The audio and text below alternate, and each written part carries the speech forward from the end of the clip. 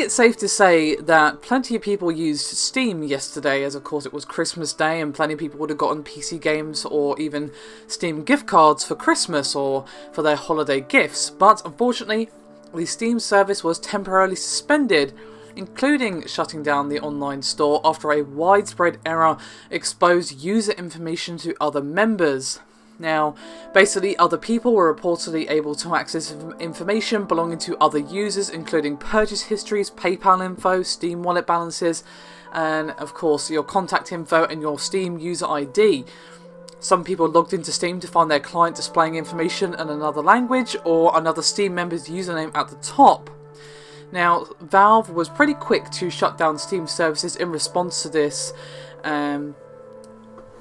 but naturally people were still pretty damn concerned. Now, however, there was a statement from Steam Database, which is a tracking service which is not affiliated with Valve, and basically theorized that the disturbance was not a hack or a DDoS, but was instead a caching error. According to SteamDB, the error was, quote, read-only, basically meaning that users were able to see your information, but, quote, no one is able to perform any actions involving your account on your behalf. So basically, according to SteamDB, and as I said, they aren't official, so do take this with a pinch of salt as normal, no one would have been able to go and, say, buy a game or a load of games on your account. However, they would have potentially seen your card info, your PayPal login, or at least your PayPal username, that sort of thing. So I would recommend, if you were logged in yesterday, just to keep an eye on things, just in case. However, happily, Valve seem to have sorted the problem, and Steam is back up. As Doug Lombardi, who is Valve's Director of Marketing, said, quote, Steam is back up and running without any known issues. As a result of a configuration change earlier today, a caching issue allowed some users to randomly see pages generated for other users for a period of less than an hour. This issue has since been resolved. We believe no unauthorized actions were allowed on accounts beyond the viewing of cached page information, and no additional action is required by users.